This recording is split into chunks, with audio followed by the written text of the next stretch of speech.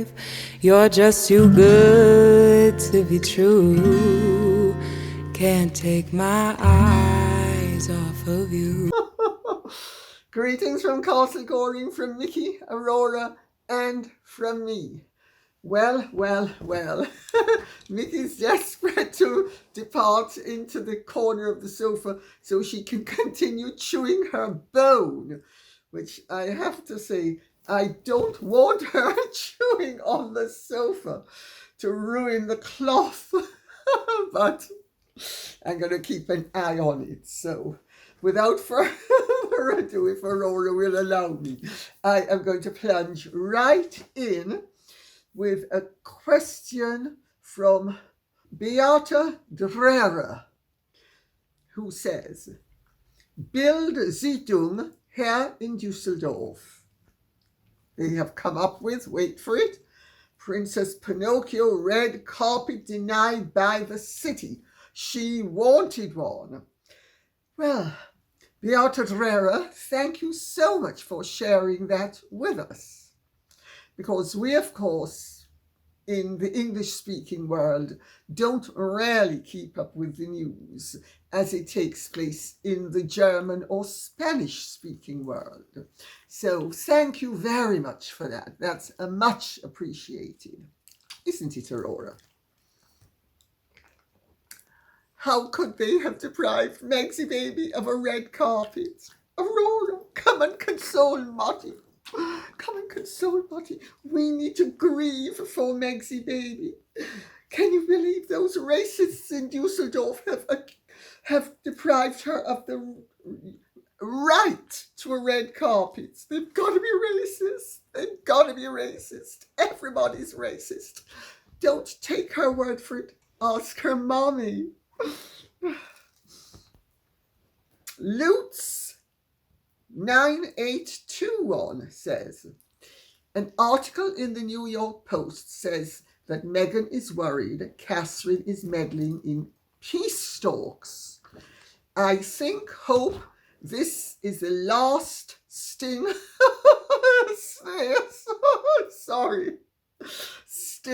of a dying wasp. Her parting shots will be to try to malign Catherine with her lies, claiming she was driven out by Catherine. Well, she was driven out by Catherine. I mean, she absolutely was driven out by Catherine. How dare Catherine have the figure of an ectomorph, while Meghan has the figure of, well, I don't want to say it. Don't want to be rude. But shall we say a rectangle with 4 scrawny limbs? Being quite serious. Sorry. Gotta laugh about all of this stuff. It's so crazy. But it keeps them in the news. Oh, there are no peace talks. And if there were peace talks, I think we saw a very eloquent demonstration of Catherine's position. Do you remember at Prince Philip's funeral, when she is the one who orchestrated a bit of an apparent rapprochement, if only for public consumption?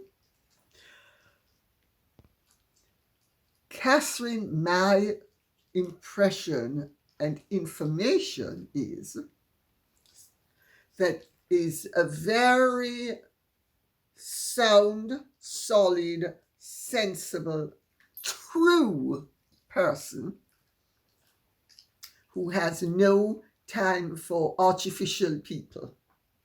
Oh, sorry, did I say that? I meant artificial people. One gets so confused with all these arch things that happen around Meghan. You know, artificial, archwell, archdemon, etc.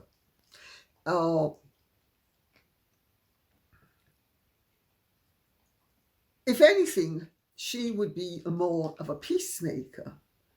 But how much of a peacemaker are you going to be when, before the wedding ring was on Meghan's finger, she was throwing her weight around and landing squarely on 3-year-old Charlotte's back?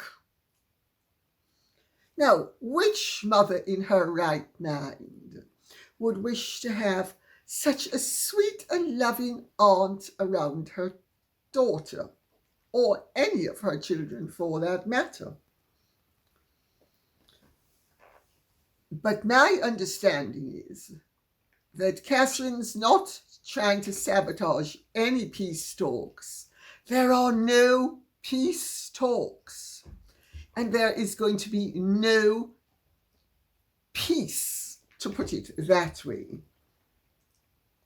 until Meghan and Harry, but primarily Meghan, understands that you don't come into a foreign country, you don't come into a welcoming family, you don't throw your weight around, you don't make yourself the victim when you're the perpetrator. No, that's not how it's done. At least not in Britain. Maybe in California, but not in Britain. Annette Stewart says, "Hi, Lady C. Lovely to see Treasure today. He interjected at one stage in just the right place. I have to tell you, as I'm doing this, Treasure is in very big trouble. Treasure is on the operating table. And fingers crossed, Treasure is going to be okay. Treasure's been taken ill rather suddenly, but I don't want to belabor the point.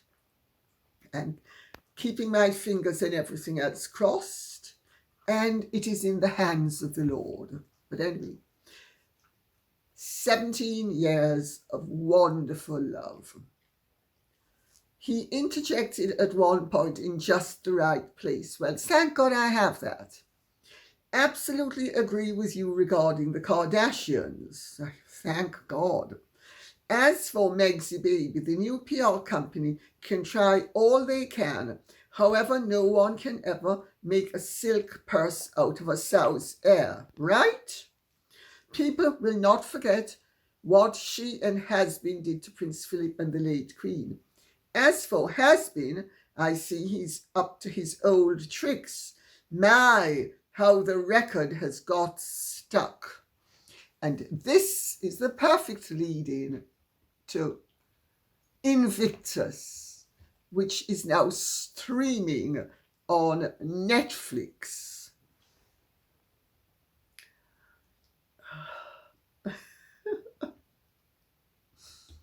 It's an embarrassment, really. I mean, when is Harry going to learn that what he used to do before Meghan was infinitely better than what he does now that he's with Meghan? It's not about you, Harry. It's not about how wonderful you are, nor is it about Meghan and how wonderful she is. When you are royal, or indeed just grand, you occupy a position by virtue of privilege. You embody certain virtues that need to be espoused and performed upon. But ego is no place. Ego has no place in any of it. Harry's performance is embarrassing. It's all about, look how wonderful I am. I've suffered so greatly. Mummy died when I was 12. Well, she died 2 weeks short of your 13th birthday. So But Mummy died when I was 12, and nobody suffered as much as I have, and I can relate to people who've lost arms and legs, and sometimes both, because my suffering is at least as great as theirs, if not greater. I don't think so, Harry. It's embarrassing. Why do you have to do a Meghan and refer everything back to yourself? Your overprivileged, very lucky self. You're not the only person who suffered tragedy. Everybody in life has suffered, some more than others. But everybody has suffered. What is this nonsense about?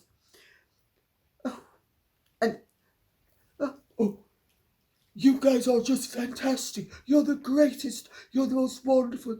You're almost as good as I am, because I suffered at least as much as you, if not more. I mean, I haven't lost an arm or a leg, but I've lost my sense. During the first episode of the series,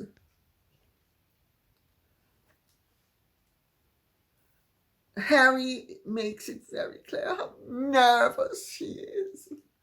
And Meghan can be seen as she joins Harry at the November 2021 Salute to Freedom Gala in New York. And wait for it, as they are arriving at the event, Harry confides in Meghan how nervous he is about his upcoming speech. Not I. We haven't done this for a while. He says, we. He's the one who's speaking, but we haven't done this for a while. And Meghan says, I know. And Harry says, my heart is diggy diggy diggy diggy diggy.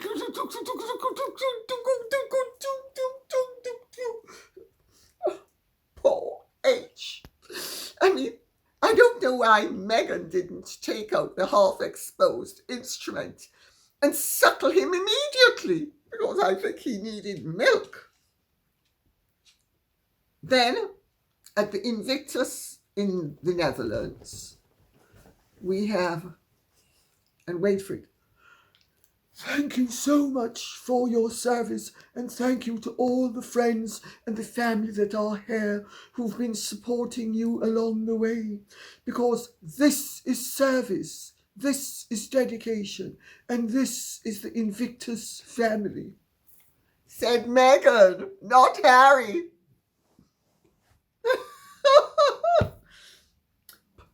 Then she continues.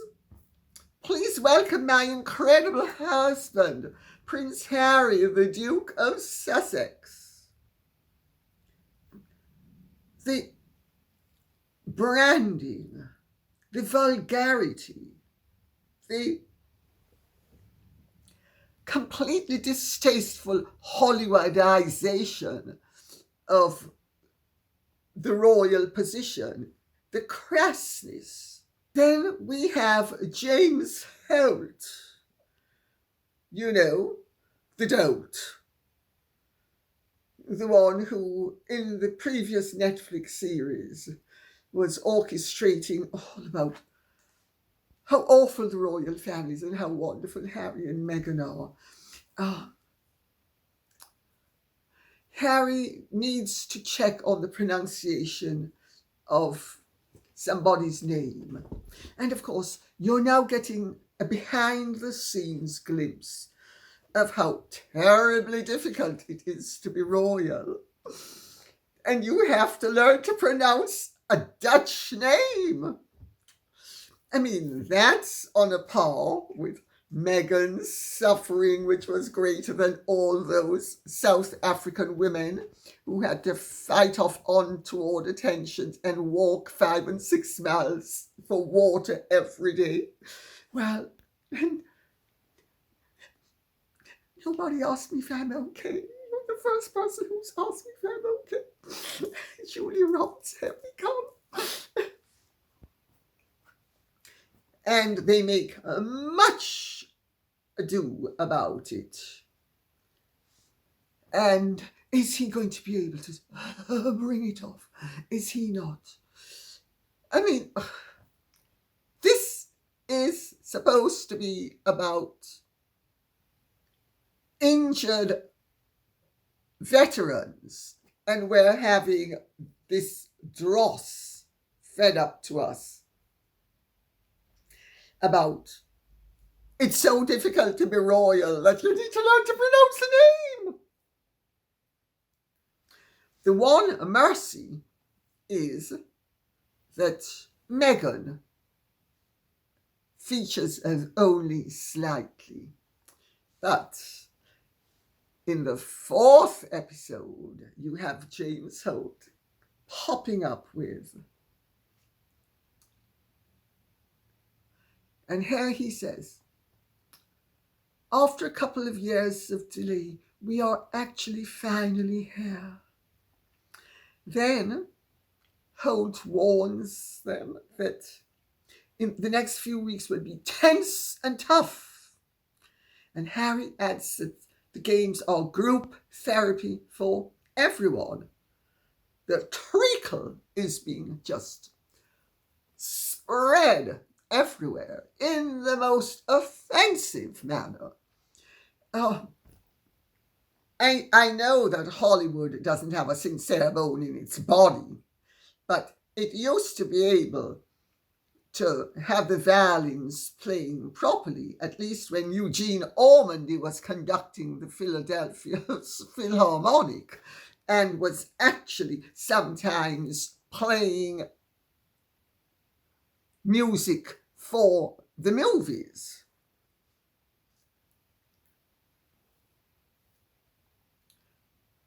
Then you have Harry speaking on a video call during the 3rd episode, and Harry thanks the former soldiers for their work and encourages them to get caught up in the moment. He says, you did it every day wearing uniform, and for one reason or another, that uniform had to be hung up.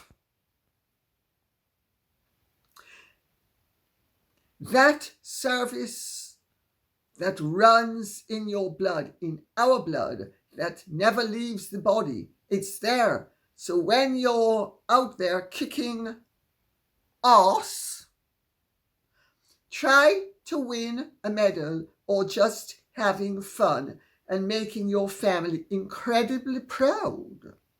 When you feel that feeling in your throat and you feel like you might want to cry, then just effing, but not the effing, the full word, cry. All right? I mean that, he says. So, he's right down there now, in the gutter, using inappropriate language, which is meant to convey that he's just one of them. Harry, you're not one of them. You were never injured. You are protected. Despite your boast of killing 25 Taliban, you didn't even get your finger scraped, much less scratched. I find the whole thing supremely distasteful.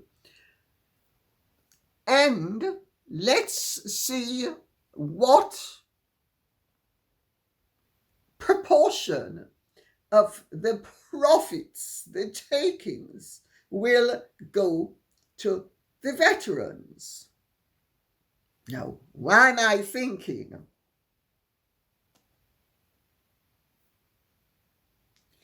Miss Piggy's gonna fly. Why do I think Miss Piggy's gonna fly? Am I cynical, Piggy? Am I cynical? Oh, or hang on a second.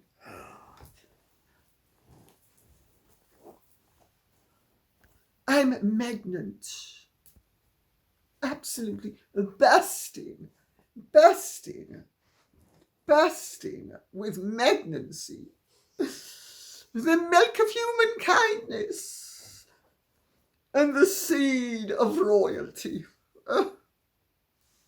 But we'll get to how royal surrogacy is properly done in a moment. Hugh Lorraine says, Lady C, absolutely love your podcast. You are so elegant, and I always cannot believe your age. You would if you were me.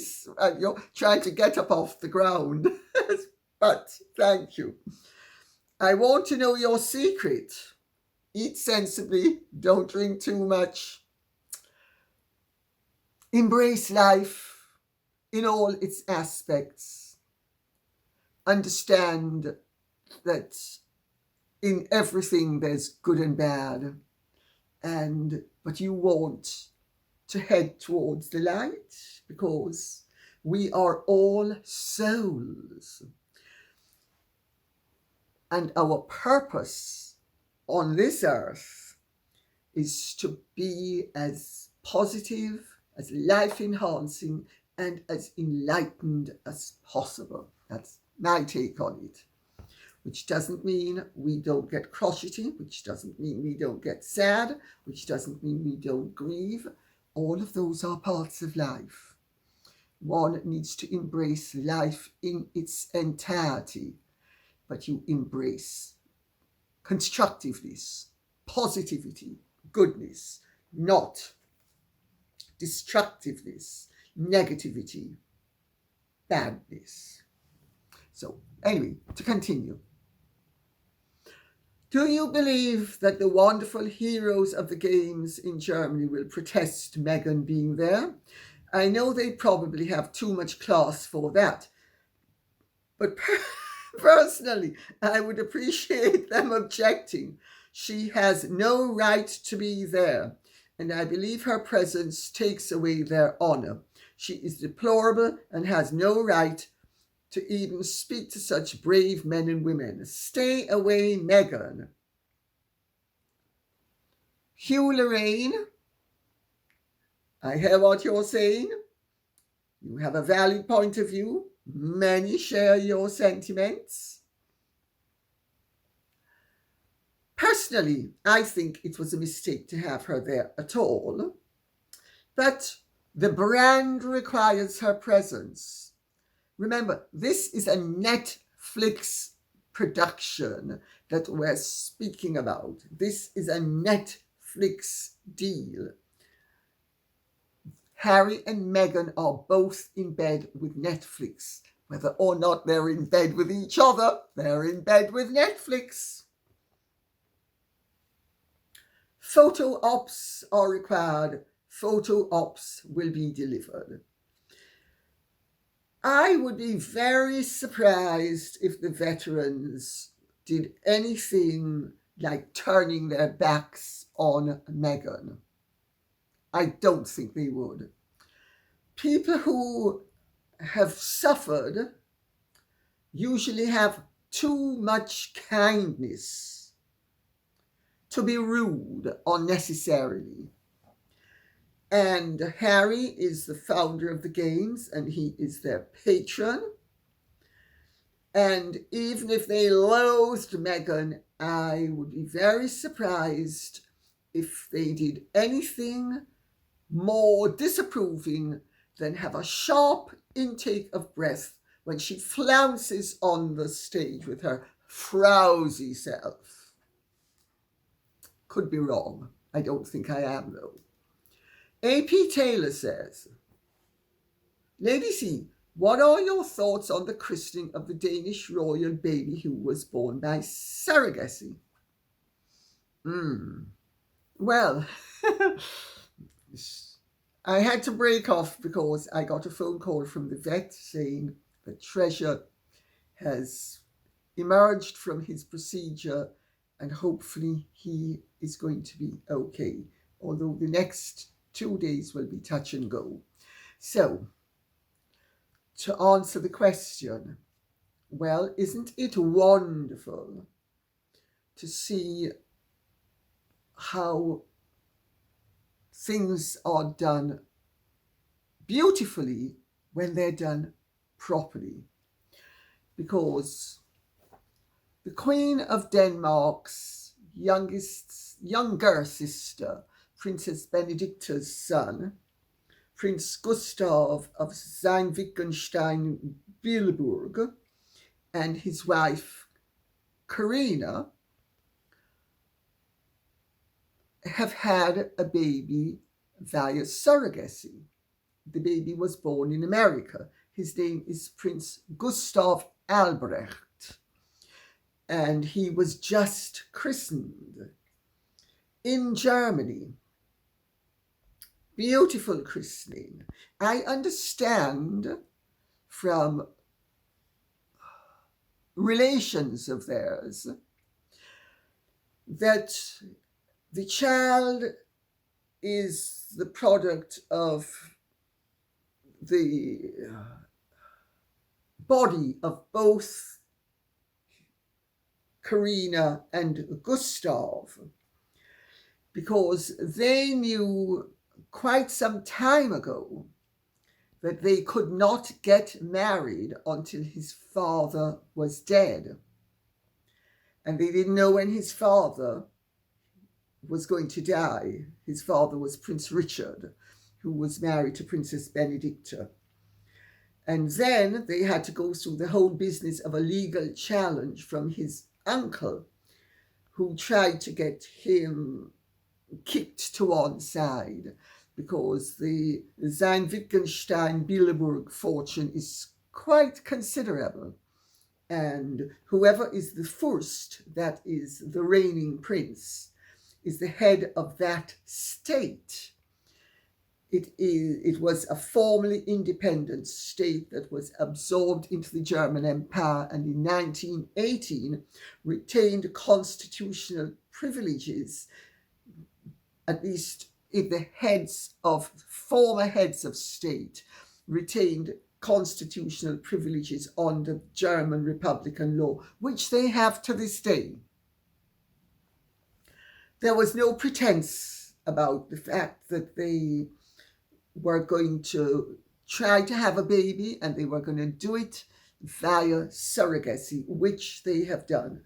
Now, technically, of course, Prince Gustav is the head of his constitutional entity, and therefore he can now change the rules as befits him. He's not bound by the pre-1918 house rules. He can update and change the house rules. Several of the royal houses of Germany have done that. And whether the baby was totally his and hers, or his without being hers, under German law makes no difference, because an adopted child under German law can succeed to all the rights. And as the head of the house, he has the absolute right to call the shots. So there's no doubt that the child is legitimate, that the child is heir, and that the child is acknowledged. His godfather, the baby's godfather, the main godfather, is Prince Christian of Denmark, who is the heir, the direct heir in line to the throne of Denmark. Now, Gustav is already godfather to one of his first cousin's children, Crown Prince Frederick. Well, Frederick and Mary were at the wedding. Princess Benedicta was at the christening, as were the godparents, including Prince Christian, who is the son and heir of Crown Prince Frederick and Crown Princess Mary. The other godparents were, and I'm going to read them out, Elling Hillingse, Arabella Gagero, Prince Franz Albrecht, and Prince Karl Anton, he is the heir to the Waldeck-Pyrmont Principality. He was very seriously injured in a swimming accident a few years ago. But there are family links between all of these families, because one of the Waldeck-Pyrmonts was the Duchess of Albany, whose son became Prince Charles Edward of Albany, became the Duke of Coburg. So the families are all interwoven. And I understand it was a beautiful christening. Everything was beautifully done. And there are lovely photographs showing how beautiful and how, shall we say, elegant the whole event was. That's how royal surrogacy is properly handled. Not with baby bumps and pretenses and a mystery and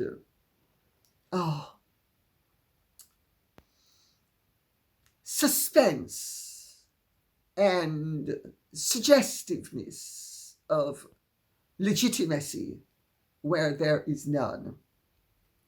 Not, of course, that I'm accusing anybody of anything, because I'm not.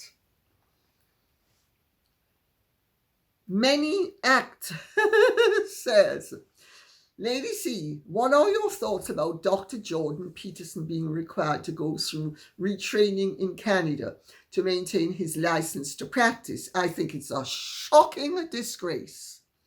I think everybody in Canada should be seriously concerned. First of all, Jordan Peterson is not a practicing psychologist. So this is, as far as the Ontario Board of Psychologists is concerned, is a purely political move that has been created by them to show that they disapprove of his political beliefs. Evidently, because I've researched this to an extent, one of their strong objections was that he said that Justin Trudeau was one of the worst prime ministers, if not the worst prime minister, Canada has ever had. Excuse me, even if he had been practicing psychology, since when was he not allowed to give an opinion on a podcast in the United States of America about his head of government? That's one of the many totally untoward orchestrations that they have come up with. Jordan Peterson has made the point, as have other doctors to whom I've spoken, that the College of Psychologists, or whatever they're called, could have said, well, these complaints are vexatious because most of the complaints were allegedly done by patients of Jordan Peterson, who it turned out none of them had ever been a patient of Jordan Peterson. Right there, they had the governing body had any real credibility or ethos, it would have immediately washed its hands and said, sorry, these complaints are tainted because they are vexatious, because they are by liars. So if the source of the complaint is a proven liar, we shouldn't even be considering the complaint, but they give equal weight to these liars' complaints as they would to sincere complaints.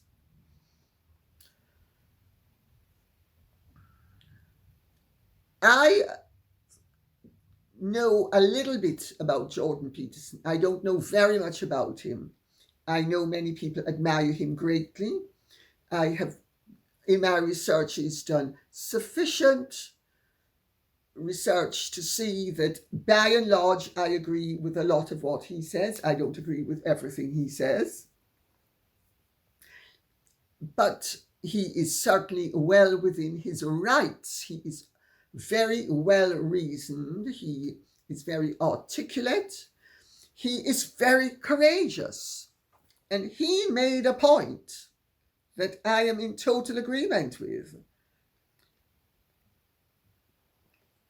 People are in danger, and they need, in Canada especially, to become politically active. They need to start to join organizations. They need to make their voices heard. If they don't, they are going to discover that all their liberties have been taken away from them. Because as Pastor Niemöller said about Hitler, first they came for this ones and they came for that ones and everybody shut up. And when they came for me, there was nobody to defend me. This is the similar situation. They are totally out of line. It is a total disgrace. And I think Canadians should be protesting in their tens of thousands, and hundreds of thousands, and maybe millions. Whether they like Jordan Peterson or not is beside the point. It is their liberty that is being threatened, not only Jordan Peterson's liberty. And I think that they have made a very big mistake because they want to retrain him, because they don't like his political beliefs. They don't like his take on climate change. I mean, is this the Inquisition? Are they talking murder? Because that's really what it looks like to any right-thinking person. And it is the duty of thinkers as well as scientists to question the received wisdom. You should be questioning. He should be questioning. Everybody should be questioning. You know, there is a tremendous amount of right-thinking orthodoxy that is actually pseudo-religious claptrap. They don't believe in God anymore, but they believe in Versace, and they believe in all sorts of scientific theories that can be shot down with two words: Green Sahara. And on that note, I will move on. 2 of 6 says, Karl Larsen is, by way of supporting Harry and Meghan, trying to muddy the name of Mr. Thomas Markle Sr., giving all those Sussex squad fake accounts more bullets to fire. I've read it out because I agree with that. I have no doubt that Karl Larsen is a sleazebag of the highest order and a common old garden opportunist who would sell himself down the river if he felt there was some profit to be gained from it. But destroying Thomas Markle's reputation, sullying it, may make him money, but it also enhances Meghan. So I just thought, since other people have made that point, that I would bring it up. And now, Ellen Lyons says, Lady C, have you seen reports that Meghan is going to star in Meet Me at the Lake? What part do you suppose she might play? If it's a story about young love, do you think, as the story is said to be based on her and Harry, that she might play Doria? She can't play Doria. She's not black enough. I mean, that's part of her problem. You know, she's not going to be able, because remember she said, I'm too black for white parts and too white for black parts. And the reason why I never made it wasn't because I was not good looking enough and didn't have a good enough figure and I was a terrible actress. It was because I was too white for the blacks and too black for the whites, and really I just always fall between two stools, and isn't life just so unfair? Even the colour of my skin gangs up against me.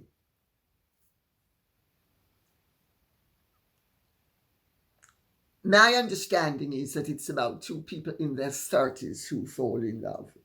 So Meghan could certainly play herself. And the word in Hollywood is that Meghan's trying to get the role, but they're not so eager for her to have the role.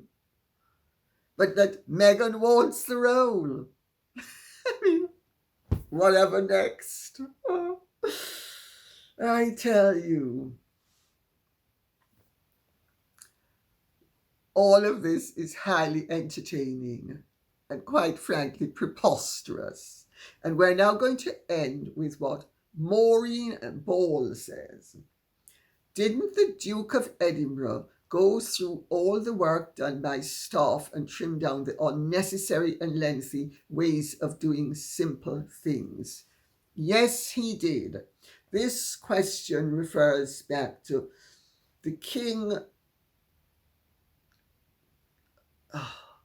supposedly tightening up on replication of jobs in all of the royal households and in all of the royal palaces. When the Queen acceded to the throne, one of the Duke of Edinburgh's briefs was to try to trim away some of the dead wood. And he discovered things like, I'll use an example. He'd ring down and ask for a glass of water. And this is just an example, by the way. It's not what actually happened, but it gives an idea of what used to happen. So it would be run down to the kitchen and then to the pantry and then to the this and then to the that. And 5 or 6 people would be involved in getting that one glass of water to him. And he thought, this is ridiculous. It's inefficient. And Prince Philip was very modern in many ways. He was a great tinkerer. He was, streamlining things and making things more efficient. And to that extent, interestingly enough, he and his brother-in-law, the Earl of Snowdon, who didn't really like each other actually, they were both, because Tony Snowdon was quite an inventor as well, and so was Philip.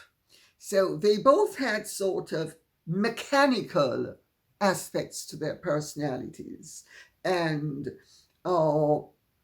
sort of scientific aspects to their personalities, which enhanced their work and their productivity. And Philip did cut away a lot of the dead wood that had been left over from the reign of George V into the reign of George VI, because Queen Elizabeth, the Queen Mother, had a very Edwardian idea and attitude to life. And she felt if you can have 10 people, why have 9? And pay them a little bit less and treat them well, and we'll be all one big happy family together. That was a very Edwardian attitude to life. And she allowed it to be maintained during her husband's reign. And he had little or no say in that matter. But she was actually the power behind the throne in many ways, as Sir Winston Churchill complained about. He said, it's just insupportable. I go to my weekly audience with the king, and every time I ask for an answer, he says, oh, I'll come back to you in the morning. So he finally said, this is ridiculous. I'm going to cut out the palaver. So he then started to have meals with the king and queen. And the conversations would go like, Sir, what do you think of, say, Runnymede? And the answer would come back, Mr. Churchill, the king and I think. So, but Philip was not interested in that at all. He wanted to run a tighter ship, and did. So Charles is, to an extent, simply advancing a practice that his father had also undertaken. And, you know, there were two massive households, the monarch's household and the heir's household. And in the last years of Queen Elizabeth II's reign, as I have said before, it was a soft regency. So Charles, in many ways, was de facto king without being a king. And no, there's no necessity now to have the two separate houses. They have been amalgamated into one person, and the consolidation will continue. I have no doubt that the king will do it sympathetically, because he is basically a decent person. And on that note, I will say thank you very much for listening. I hope this has been of some interest to you. If it has, please keep the questions and comments coming in so I can know what you'd like us to speak about, okay? Thank you so much. Godspeed. And if you have really enjoyed this, please like, share, subscribe, press the notification bell, and take good care. Bye-bye.